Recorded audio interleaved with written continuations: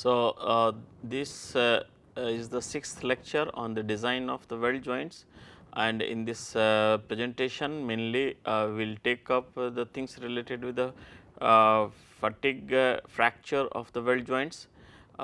This presentation will be mainly in the two parts. One, the factors affecting the fatigue performance of the weld joint, which includes like the loading conditions, material properties, and the welding procedure. And in the second part we will take up the methods which are used for improving the fatigue performance of the weld joint.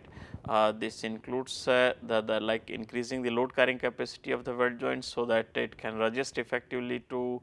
the fluctuating loads, and the reducing the stress triggers in order to delay the initial stage of the crack nucleation, and developing the compressive residual stresses. This approach is simply based on reducing the net tensile stresses acting in the weld joint,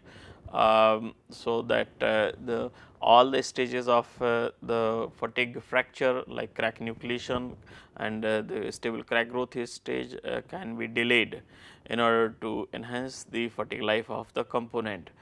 So, we will be starting with the effect of the various loading conditions on the material fatigue performance. We know that the loading conditions under the fatigue condition under the fatigue can be characterized in different ways, like the type of stresses which are acting in the component, the maximum stress magnitude, the stress range which is indicating the extent of amplitude fluctuation in the load magnitude. Then there is a stress ratio which shows the ratio of the minimum and the maximum load, stress amplitude and the loading frequency. Like this, these are certain parameters related to the fatigue load. We know that the first one, like the type of the load which is inducing the stresses in the component subjected to the fatigue. So, it is important to consider that the nucleation and the crack growth are important for fatigue failure to take place, but if the material is subjected to the compressive load, then the nucleation and the growth of the crack will be delayed, and which in turn will not be leading to the fatigue conditions. So, for fatigue fracture to take place, it is important that the tensile load component is present under the fatigue conditions, so that the crack can nucleate and then it can grow under the fluctuating load conditions. So, for nucleation and propagation of the fatigue crack, existence of the tensile or the shear stresses is necessary, because only the compressive stresses does not help in nucleation and then propagation of these cracks. Therefore, fatigue failure tendency is reduced or almost eliminated when the component is subjected only to the compressive type of the stresses. And as a customary, the tensile and the shear stresses which help in nucleation and growth of the crack are considered positive, while the compressive stresses are taken as a negative, and these sign conventions help significantly in calculation of the stress range and the stress ratios.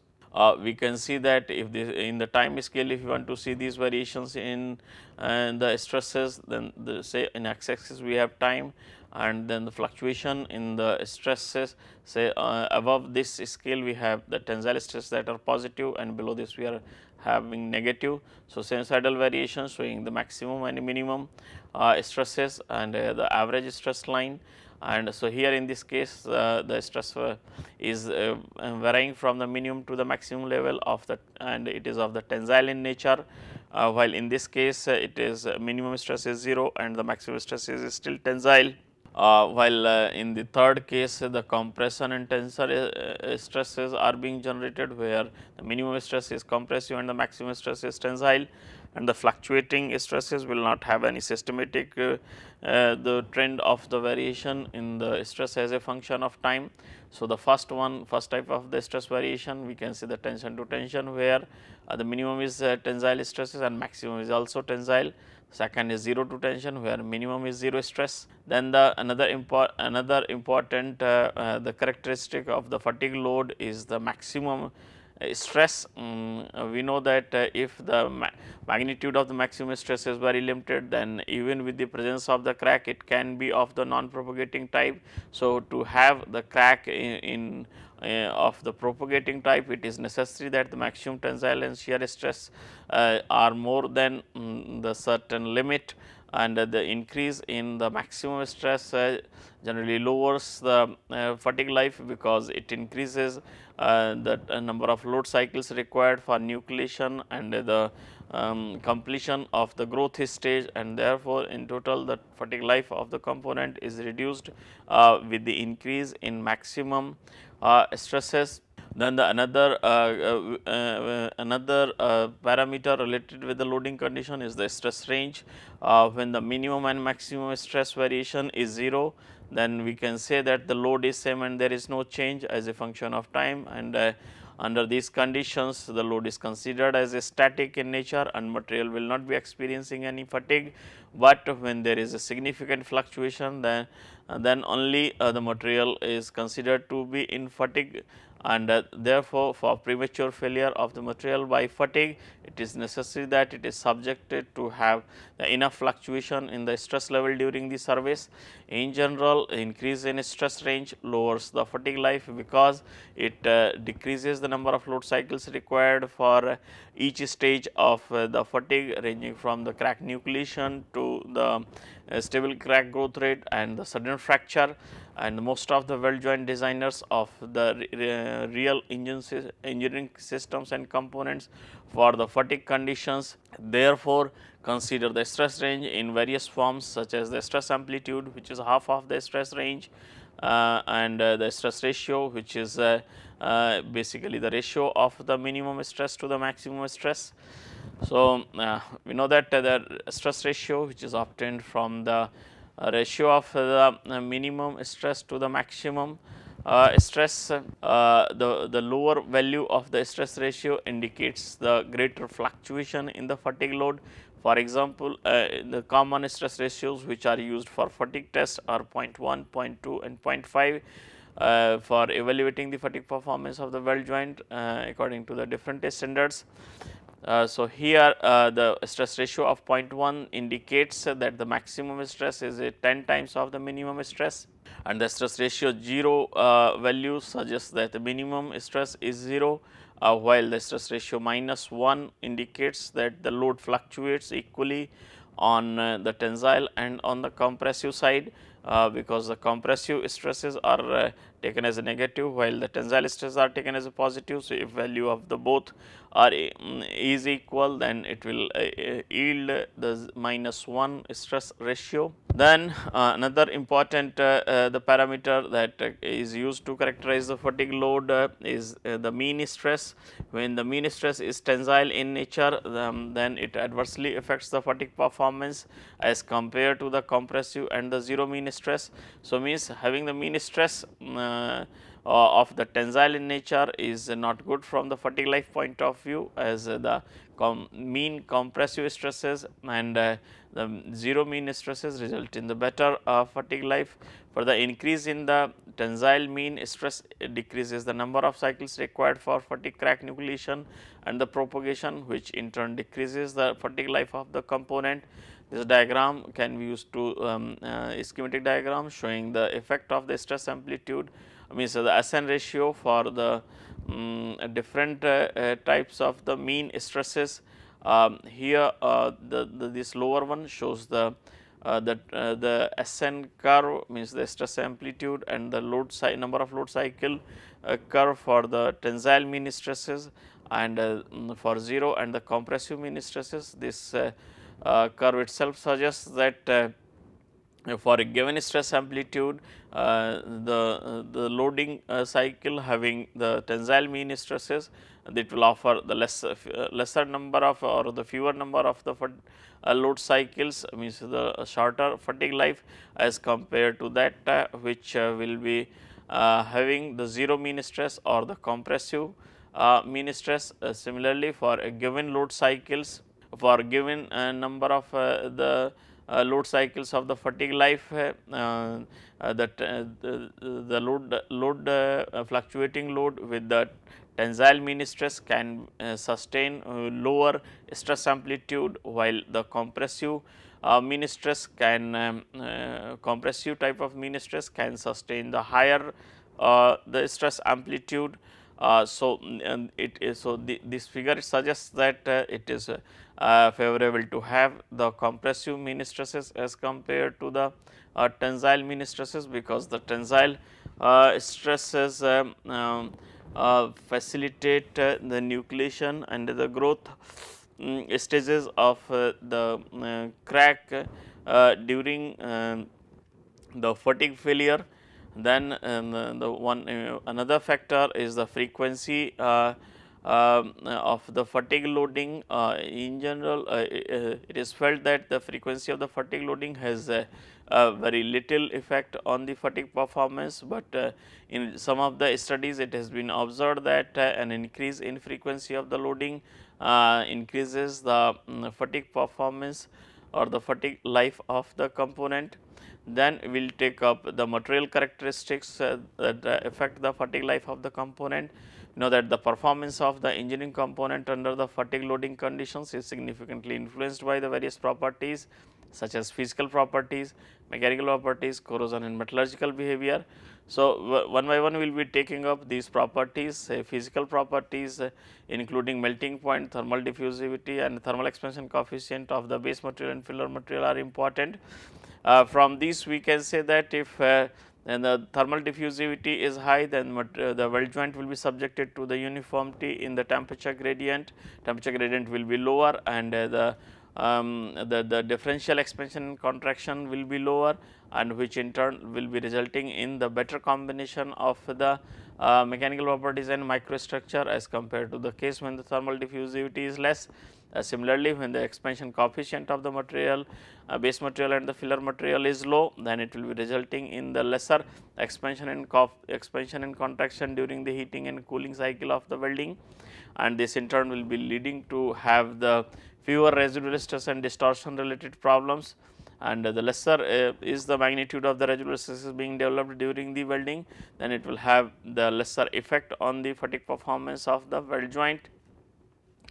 Then say there are the many aspects related with the specific to the welding and which influence the fatigue performance of the weld joint. There are many factors which are very specific to the welding, and they have significant effect on the performance of the weld joint, and out of these one of the most important factor that affect the fatigue performance of the weld joint is the welding procedure. Welding procedure includes all the steps which are used for the development of the weld joint, ranging from the edge preparation to the welding process parameters, then thereafter cleaning during the interpass welding, preheating and the post weld heat treatment or any other special treatment which is done for enhancing the performance of the weld joint. So, the various aspects almost all the steps which are there in during the development of the weld joint will be forming the part of the welding procedure. So, welding procedure becomes a very important factor or the parameter that will be affecting to the fatigue performance of the weld joint. And then depending upon the kind of welding procedure which is being used, we can have the variety of the weld bead geometries. It is always desired to have the low bead angle and unnecessary high weld bead reinforcement is avoided, and proper fusion is obtained with the proper penetration is achieved while developing the weld joint. So, the weld bead parameter, especially the sharp transition in cross section near the toe of the weld is avoided, and the low bead angle is obtained. Further unnecessary the irregularities on the weld bead surface is also avoided in order to have any adverse effect of the welding from the weld bead geometry point of view on the fatigue performance of the weld joint. So, these are the important things which are to be kept in mind as far as the weld bead geometry is concerned. Then the weld joint configuration, in which way for a given welding procedure what kind of the weld joint is being developed, that significantly affect the fatigue performance. So, for example, groove weld joint offers the higher fatigue performance as compared to the fillet weld, because fillet weld inherently suffers with the problem of the stress erasures, and which help in easy nucleation and growth of the crack, and that is why the fatigue performance of the fillet weld joints is found lower than the butt groove weld joints. Then the residual stresses welding procedures significantly affect the kind of residual stresses and their magnitude. Generally, the weld joint is subjected, means weld joint develops the tensile residual stresses, while the heat affected zone generally comprises the compressive residual stresses. So, the presence of the tensile residual stresses in the weld joint encourages the crack nucleation and growth, crack growth tendency under the fatigue loading conditions, especially in the weld region, and which in turn adversely affects the fatigue performance. So, it is always desirable to have the compressive residual stresses in the weld region, so that these can reduce the effective external tensile stresses acting in the weld joint in order to enhance the fatigue performance. Then the properties of the weld and the heat affected zone. The properties like the better surface hardness and the good yield strength and good fracture toughness discourage the crack nucleation and resist the failure of the component by the fatigue, provided that it is having the good fracture toughness. So, properties of the weld joint are controlled in such a way that it is having the reasonably good surface finish, and at the same time unnecessarily embrittlement of the weld region and the heat affected zone is avoided. So, these properties are achieved through the suitable control of the welding parameters and weld composition and the post weld heat treatment. These aspects will be taken up one by one in detail in the subsequent slides. So, as described above, there are certain parameters which are very specific to the welding, and they affect the weld performance fatigue performance of the weld significantly, but the how far and what will be the extent of effect of those parameters on the fatigue performance, that will be governed by the above parameters in three ways. Means the parameters which have been described in the previous slide, that how these parameters affect the fatigue performance, that will be governed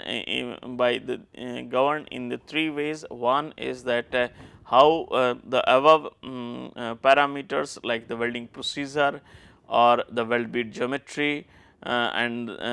affect the stress ratios affect the development of the stress ratios in the form of the weld discontinuities, and whether the welding procedure and weld bead geometry are helping in reducing these stress ratios or they are encouraging the development of the stress ratios in form of weld discontinuities, or how the welding procedure and the related parameters of the filler material and the base metal affect the development of residual stresses in the weld due to the weld thermal cycle which is being experienced by the base material during the welding. So, depending upon the kind of residual stresses which are induced and their magnitude and the type of residual stresses which are induced and their magnitude, that will be affecting to the fatigue life, and then how the welding procedure is affecting to the mechanical properties of the weld metal and the heat affected zone in form of the tensile strength, hardness and ductility, that will decide that what will be the effect of the parameters related with the welding procedure and weld bead geometry on the fatigue performance on the of the weld joint. Then the various since the welding procedure is one of the most important aspect that will be affecting the fatigue performance of the weld joint. So, we will be looking into the greater detail of each parameter related to the welding procedure that and try to see that how it can affect the fatigue performance of the weld joint. So, the welding procedure includes the entire range of the activities which are used for the development of the weld joint, ranging from the edge preparation,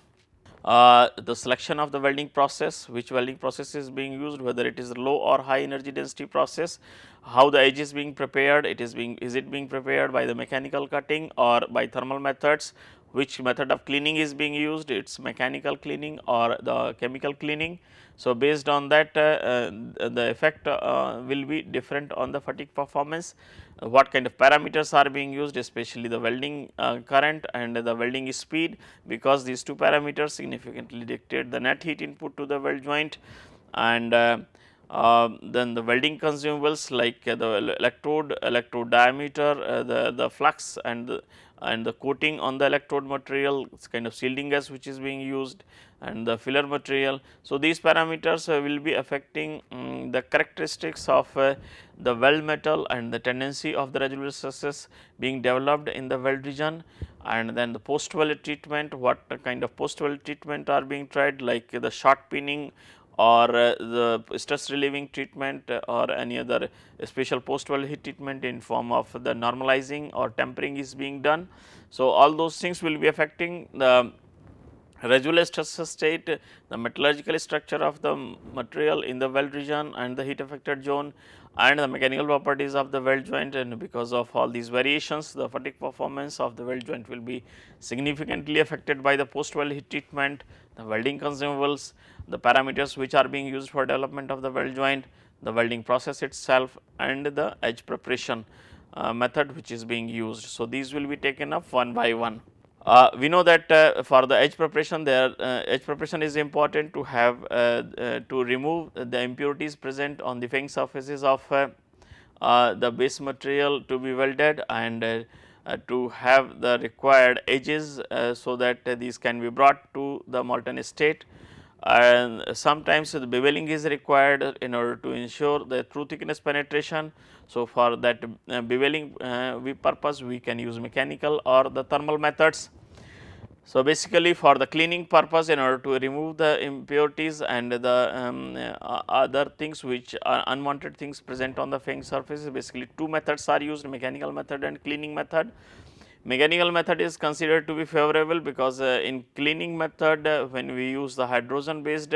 chemicals like HCl, H2SO4 etc., this hydrogen gets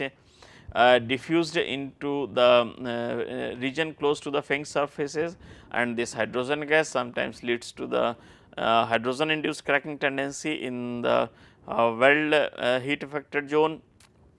and which in turn decreases the fatigue performance of the weld joint. Similarly, the cutting of the weld metal is being done either by mechanical methods like machining, or it is being done by the fusion method. So, when the cutting is done by the mechanical methods, it does not affect the fatigue performance appreciably, but the cutting of the fang surface, cutting of the plates to be welded by the thermal methods, especially in case of hardenable steels, adversely affect the fatigue performance, because thermal methods frequently cause the development of the residual stresses and hardening of the cut surfaces, and which will be increasing the cracking tendency of the base material itself from the heat affected zone portion, which was produced earlier during the thermal cutting method. So, it is not advisable to use the thermal cutting method, especially in case of the hardenable steels. Now, we can see that if the hydrogen based acids are being used on the to clean the surface of the fang surface of the component, then the hydrogen can get diffused into the region close to the fang surfaces, and during the welding it can create the problem of the hydrogen induced cracking, or just after the welding we can see that excessive presence of the hydrogen has led to the cracking of the heat affected zone. Then there are other another important aspect is the welding process, which is being used for the development of the weld joint. So, as I said, it important aspect related with the selection of the welding process is the energy density. The welding process of the low energy density will be supplying the greater amount of the heat for developing the weld joint as compared to those of the high energy density processes. So, greater is the heat input by the low energy density process like gas welding or the cylinder metal arc welding process. So, they will be supplying more amount of the heat. So, more amount of the heat will be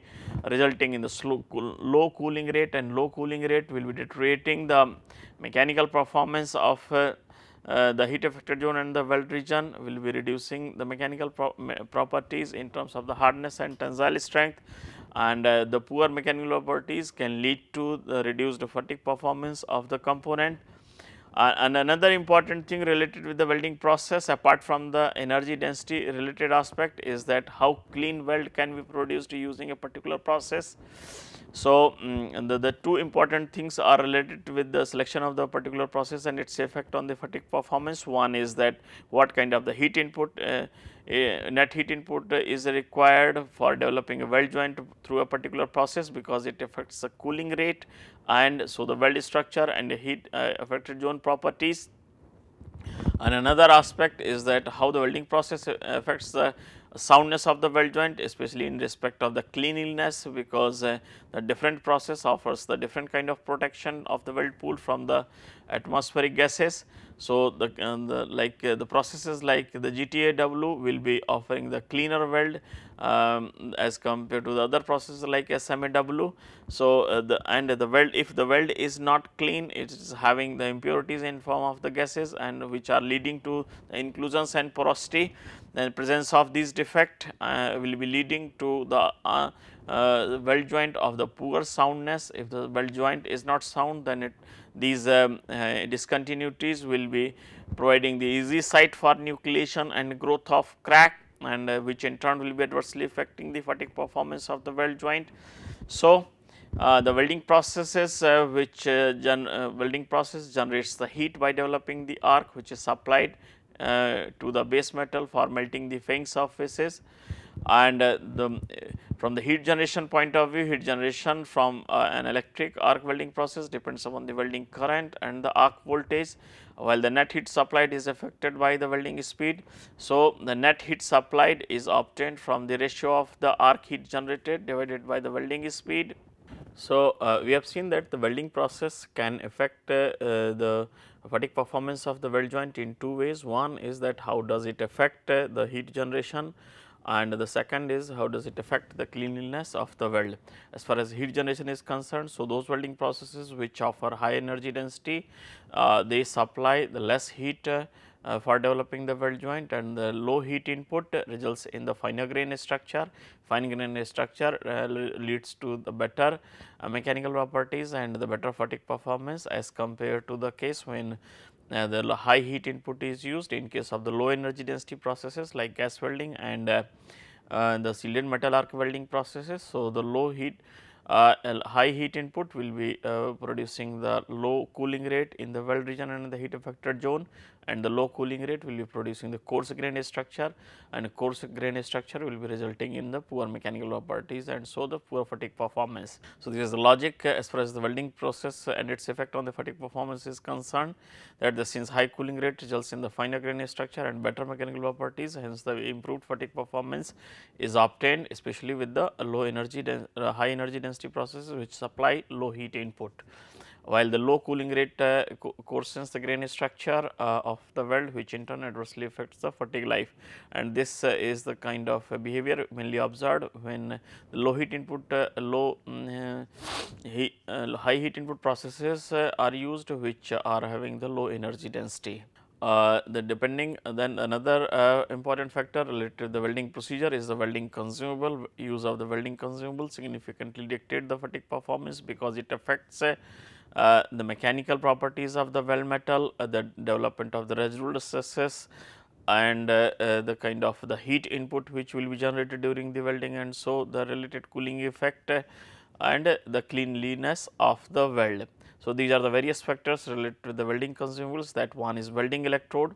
what size of the welding electrode is being used and what is its composition, that affects the grain structure and the heat which will be generated during the welding. Then the filler material, the expansion coefficient of the filler material which is being used for development of the weld joint, and its yield strength will be affecting to the residual stress development, and the shielding gas how the depending on the kind of shielding gas which is being used, it will be affecting the either heat generation, and at the same time it will be affecting the protection to the weld pool from the atmospheric gases. Then the flux and the coating composition, flux and coating composition affects the cleanliness of the weld as well as the heat being generated due to the presence of the low ionization potential elements, and the basicity of the fluxes affects the cleanliness of the weld as well as the weld metal composition. One by one these factors related to the welding consumable will be taken up. The effect of the factors related to the welding consumables on the fatigue performance is primarily determined by the fact that how the following aspects related with the welding are affected by the use of particular kind of consumable. Welding consumable affect the net heat input depending on the kind of the electrode diameter which is being used or what kind of electrode coating material is being used. Then it affects the cleanliness of the weld because the shielding gas and the flux which is being used affects the cleanliness of the weld. Then it affects the residual stress development also because the alpha expansion thermal expansion coefficient of the filler material and its the yield strength decides what magnitude of the residual stress will be developed after the welding. Then the microstructure and chemical composition will be dictated by the composition of the filler metal which is being used, and since if the filler metal is having the grain refiners, then it will leading to have the finer grain structure which will result in the better mechanical properties as compared to the coarse grain structure material having no grain refiners. So, the mechanical properties of the weld joint, so depending upon the kind of properties like yield strength, hardness and the fracture toughness of the consumable which is being used for development of the joint will be dictating the properties of the weld joint, and accordingly its fatigue performance will be affected. As far as the first parameter means first the welding consumables are concerned, the size of the electrode which is being used affects the fatigue performance in big way, and the main approach for explanation of this is that the electrode diameter affect the fatigue performance due to the variation in the arc heat generation. So, that the weld thermal cycle associated with the heat generation is affected, which in turn will be governing the cooling rate, solidification rate, peak temperature and width of heat affected zone. Because if we go with the larger diameter electrode, then we will have to use the high current, and high current results means supplies the more heat input, and high heat input results in the lower cooling rate, and which will be deteriorating the mechanical properties and the fatigue performance of the weld joint as compared to the case when the small diameter electrodes are being used, provided in both the cases sound weld joint is developed. Then the composition of the electrode affects the fatigue performance of weld joint in the following ways. One is that whether the composition of the electrode material facilitates the heterogeneous nucleation or homogeneous. In case of the heterogeneous nucleation, very fine grain structure is obtained and at the same time a solidification mechanism is also affected by the electrode material. Say for the electrode material which is similar to that of the base material will be resulting in the epitaxial solidification, while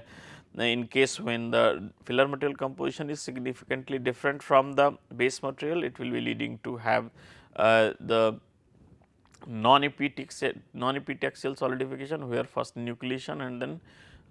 growth will be taking place, while for the similar filler material similar to that of the base material will be solidifying directly with a growth mechanism, as it does not require the nucleation stage. The filler metal composition also affects the residual stress development, because the difference in composition leads to the different thermal expansion coefficient, and which in turn results in the huge difference in the residual stresses which are being developed in the weld region. And the difference in composition affects the microstructure of the weld metal, and accordingly it affects the mechanical properties of the weld metal, and variation in mechanical properties directly affect the fatigue performance of the weld joint. As has been explained earlier, that hardness, yield strength and fracture toughness of the material directly dictate the different stages of the fatigue failure. So, all those mechanical properties that can delay the different stages of the fatigue failure, they will be helping in improving the fatigue life of the weld joint. Then the coating material and the flux, these factors, effect of these factors on the fatigue life can be explained, that will means can be explained in the following ways, like that the how the coating material and the flux affects the heat generation. So, that will be affecting the cooling rate during the solidification stage, and depending upon the cooling rate being experienced by the weld metal, mechanical properties will be affected due to the variation in the grain structure. And so, the flux material means the heat generation due to the presence of the low ionization potential element is affected. If the large amount of the low ionization potential elements are present, then the heat generation is reduced because of the high conductivity of the arc gap, and reduced heat generation leads to the higher cooling rate during the solidification, which in turn will be developing the fine grain structure in the weld region and the better mechanical properties. At the same time, in the flux and the coating material will be affecting the cleanliness of the weld, because these fluxes under the influence of the arc heat provide the protective atmosphere to the weld pool, and if the production of the weld pool is not proper, then it will be affecting to the cleanliness of the weld. Poorer is the protection to the weld pool, and that this will be leading to the more amount of the impurities in the weld metal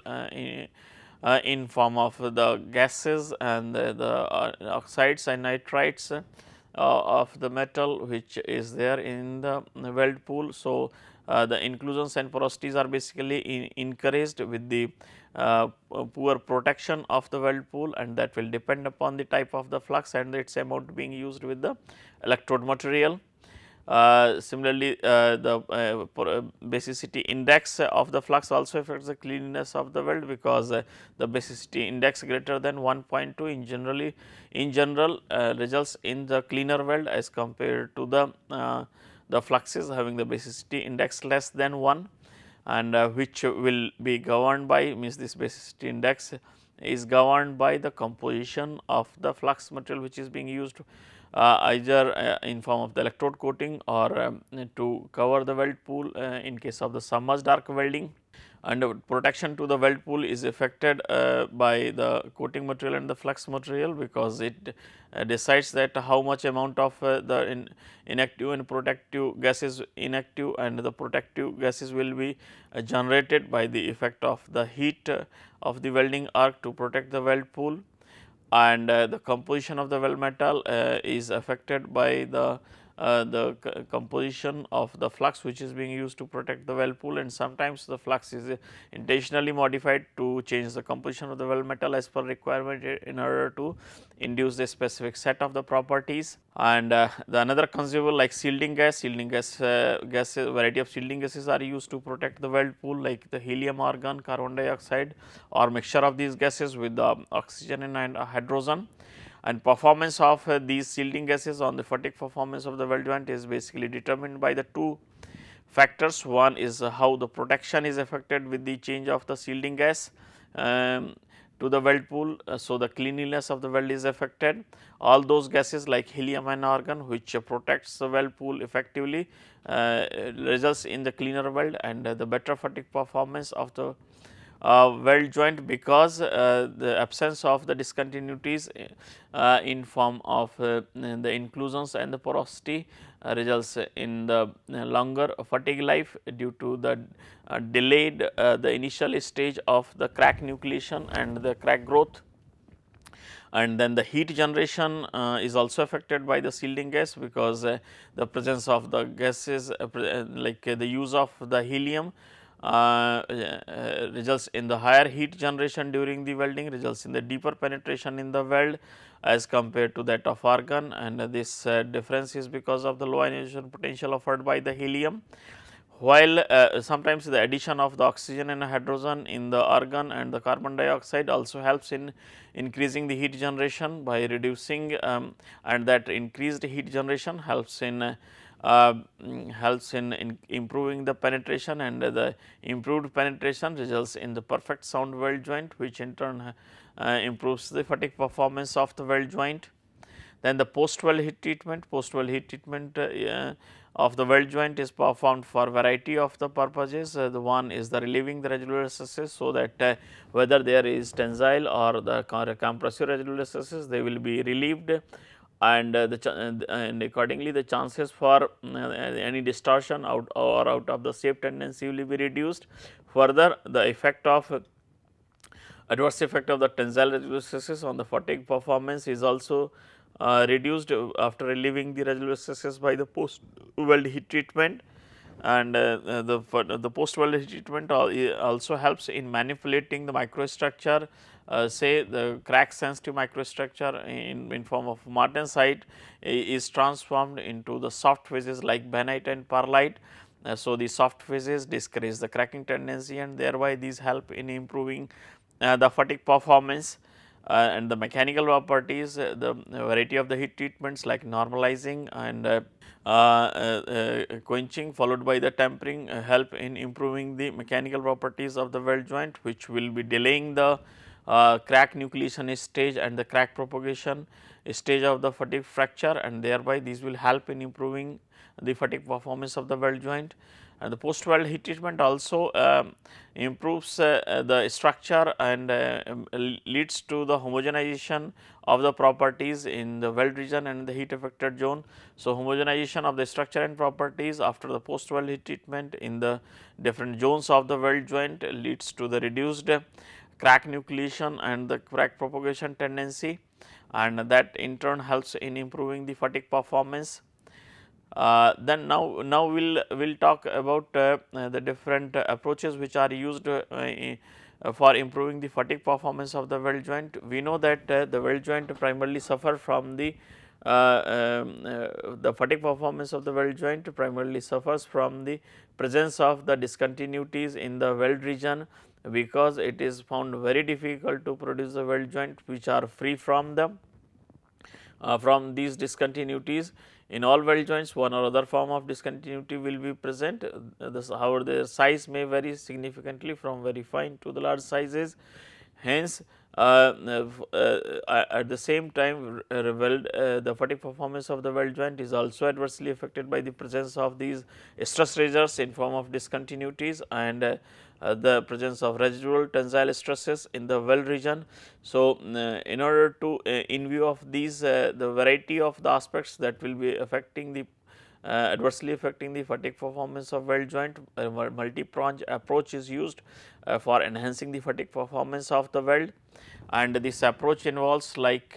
enhancing the load carrying capability of the weld joint by improving the mechanical properties. So, the properties of the heat affected zone and the weld in this approach, the properties of the weld region and the heat affected zone are improved, so that it can resist the external loading during the service and delay the nucleation and crack growth stages to avoid the fatigue fracture or to delay the fatigue fracture, so that the fatigue life can be improved. We know that the initial stage of the crack propagation is significantly governed by the presence of the stress razors. So, if the weld joint is free from the stress razors, then the nucleation stage, crack nucleation stage will be delayed, and the delay in crack nucleation stage due to the absence of these stress razors will help in enhancing the fatigue performance of weld joint. And the third and another important aspect, another approach which is used for enhancing the fatigue performance is that invariably the weld joint is produced with the tensile residual stresses, where these stresses will be present along the weld line, and therefore, the fatigue performance of the weld joint with the tensile residual stresses decreases significantly, especially when the external loading is tensile in nature. So, if somehow we can develop the compressive residual stresses which can reduce the effect of the external tensile loading, then that will help in delaying the nucleation stage of the crack, and the crack growth stage will also be delayed. So, basically this the third approach works on the effect of works on the concept of reducing the effective tensile stress magnitude acting in the weld region, so that all the stages of the fatigue fracture can be delayed in order to improve the fatigue life. So, these approaches will be discussed one by one. In the first approach, where load carrying capacity of the weld is enhanced to enhance the fatigue performance of the weld joint. In this approach, basically the weld metal is selected in such a way that it is having the desired hardness, yield strength and the fracture toughness, so that all the stages of the crack nucleation, crack growth rate and the sudden fracture related with the fatigue fracture can be delayed. And the welding procedure is developed in such a way that the weld properties, mechanical microstructure and mechanical properties of the weld can be improved. And for this purpose, for example, proper preheating is done, suitable welding process is selected, welding process parameters like welding current and the speed is selected in such a way that the fine grain structure can be developed, and thereafter post weld heat treatment is also designed in such a way that the fine grain structure in the weld region, heat affected zone and improved mechanical properties can be obtained. So, basically we try to set the welding procedure in such a way that the microstructure and mechanical properties of the weld region and the heat affected zone can be improved in order to enhance the load carrying capacity of the weld joint. So, in order for this purpose, various approaches are used, like to achieve the desired grain structure in the weld region and in the heat affected zone. One is to achieve the fine equax grain structure in the weld region, so that the improved mechanical properties can be obtained in order to enhance the load carrying capacity of the weld. One is select the suitable filler materials composition, so that it offers the desired structure and properties,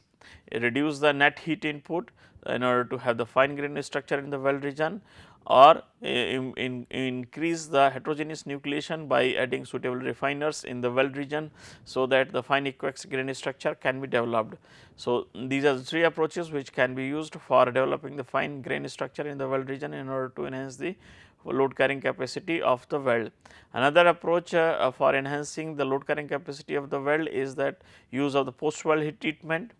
You know, the post weld heat treatment such as normalizing, shallow hardening and the case hardening helps to enhance the fatigue performance, because they will be helping in enhancing the surface hardness and while maintaining the toughness of the core region. And at the same time, these also help in developing the residual compressive stresses in the surface region. So, the surface hardening treatments like carburizing, nitriding help to increase the fatigue performance of the weld joint in two ways, that surface hardness is increased up to certain depth, so that the crack nucleation stages is delayed because of the higher hardness of the surface. At the same time, residual compressive stresses are induced after the case hardening and the shallow hardening treatments, and this will help in reducing the effect of reducing the effective tensile stresses acting in the component, and thereby these will be helping to improve the fatigue performance of the weld joint. Then the second approach is of reducing the stress residues in the weld joint, and this approach basically will help in delaying the crack nucleation stage due to the absence of the stress residues, and if these are present in, then the crack nucleation stage is facilitated and the number of load cycles required for completion of the first stage is decreased significantly. So, the first stage of the crack nucleation is largely influenced by the presence of the crack stress residues such as ripples present on the surface of the weld. These can be avoided by the machining and the grinding of the welded zone from the top surface. The weld bead means weld bead can be machined and the grounded off to get the desired degree of finish. Sudden change in cross section is avoided, especially at the toe of the weld, and for this purpose slight machining and the grinding near the toe of the weld can be done, or the weld manipulation of the arc during the welding can be done in such a way that very gradual transition from the base material to the weld zone takes place in order to avoid the sharp change in cross section, and then avoiding the cracks in the weld and the heat affected zone, reducing the inclusion in the weld, or avoiding the too high bead angle in order to avoid the stress concentration at the junction of the base metal and the weld bead, and avoiding the excessive bead reinforcement and avoiding the crater and underfill. These are the common types of the stress residues which are found in the weld region, and to avoid these stress triggers, basically the proper welding procedure is developed, welding arc is manipulated suitably so that the proper weld bead geometry can be developed, and the sound weld joint, which is free from the discontinuities like inclusions, cracks and porosity, can be developed. So, one of the approaches of the reducing the stress triggers in the weld joint, like say the fillet weld which has been developed using this kind of the geometry, will be having the sharp stress concentration at the toe of the weld in order to avoid the stress concentration in these areas. The grinding of the using the grinder, slight chamfering or contouring can be done in order to have the gradual transition from the base material to the weld zone cross section. In order to have the gradual transition, especially at the junction of the base metal and the weld metal. So, for this purpose, basically grinding and the machining is done, so that some sort of radius at the junction between the weld metal and base metal can be given in order to reduce the stress concentration at the toe of weld. Another approach is to shift the location of the weld region. In the previous case, we have seen that to have the T joint, we had these two welds, but if the location of the weld joint from can be shifted to some other location, where instead of the fillet weld we have the butt weld, then this will help in improving the performance. In the previous case, we had the fillet welds which are known to have the poor fatigue performance. So, if this kind of fillet welds can be reduced or eliminated, and they can be the design can be modified in such a way that instead of fillet weld we can use the butt groove weld joint, then that will help in improving the fatigue performance. So, like in this case, the design has been modified, and the two fillet welds were replaced with the help of these 3 butt groove joint in order to avoid the adverse effect of the fillet welds on the fatigue performance of the weld joint. The third approach is another approach of the reducing the stress triggers in the weld region that lead to the poor fatigue life, and that will be in form of that poor weld bead geometry related things can be reduced by proper selection of the welding parameters like the welding current and the welding speed, so that unnecessary high bead angle and bead reinforcement can be avoided, and this can be replaced with the parameters can be selected in such a way that the bead angle is low and unnecessary high weld bead reinforcement is avoided. At the same time, arc manipulation is also done in order to have the proper weld bead geometry, and the TIG dressing or the remelting of the weld bead can be done to eliminate the presence of the defects if they are present in the weld region. And this TIG dressing concept is very simple here. See, this is the weld which has been deposited onto the to join these two plates. So, the region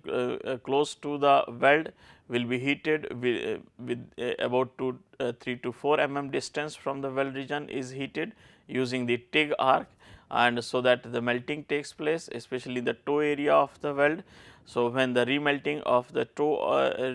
of the region close to the toe of the weld is brought to the molten state, and on the solidification it helps to eliminate all the defects or the inclusions, porosities which were present, they are eliminated. So, that helps in enhancing the soundness of the weld joint, and this in turn helps in improving the fatigue performance of the weld joint. So, TIG dressing is one of the commonly used approach, where it is TIG arc is used to remelt the weld metal region, especially in the area close to the toe of the weld, so that on solidification it results in the weld, especially in the areas near the toe of the weld, that is free from the defect, and this reduction in the amount of the discontinuities and the number of discontinuities in these areas and reducing the stress concentration, especially near the toe of the weld, helps in improving the fatigue performance of the weld joint. This is the third approach which basically involves the development of the compressive residual stresses in order to reduce the effective applied tensile stresses by inducing the compressive residual stresses, and the compressive residual stresses are induced using these can be induced by using short pinning, overloading, spot heating, and the post weld heat treatment. So, these are the 4 approaches which can be used to induce the residual compressive stresses in the weld region, so that the effective applied tensile stresses magnitude can be reduced, which in turn will help in improving the fatigue performance, because the external tensile stresses basically facilitate the crack nucleation and the growth stage that adversely affects the fatigue life. So, all these methods are based on all these methods like short pinning, overloading, spot heating, and post weld heat treatment. These methods are based on the simple principle of that intentionally having the differential volumetric change near the surface layers as compared to that of the core, so that the localized compressive residual stresses can be developed, and for this the localized differential change in the volume is achieved either by applying the heat in very localized manner or by applying the stresses in localized manner. So, the short pinning, overloading, these 2 methods are based on the application of very localized stresses in order to have the differential change in the volume near the surface layers, while in case of the spot heating and the post weld heat treatment, very localized heating is followed by the cooling is done in order to develop the residual compressive stresses. So, in the short pinning, the high speed steel balls are directed towards the surface of the weld on which compressive stresses are to be developed, and impact of these shots produces the indentation through the localized plastic deformation at the surface layers, while the subsurface region is subjected to the while those below the plastically deformed region surface layers are subjected to the elastic deformation. So, when the balls are struck onto the surface of the component, the surface layers are deformed plastically, while the region below the surface that is deformed elastically. So, after the impact the elastic deformation zone tends to come back, but that comeback is restricted by the plastically deformed zone, and that leads to the development of the compressive residual stresses at the surface. Another approach is the overloading. In this method helps to reduce the residual stresses by developing the opposite kind of the elastic stresses by overloading of the component which is under consideration, while the shallow hardening improves the fatigue performance in the 2 ways. By one is increasing the hardness of the surface and near surface layers, which helps in delaying the initial crack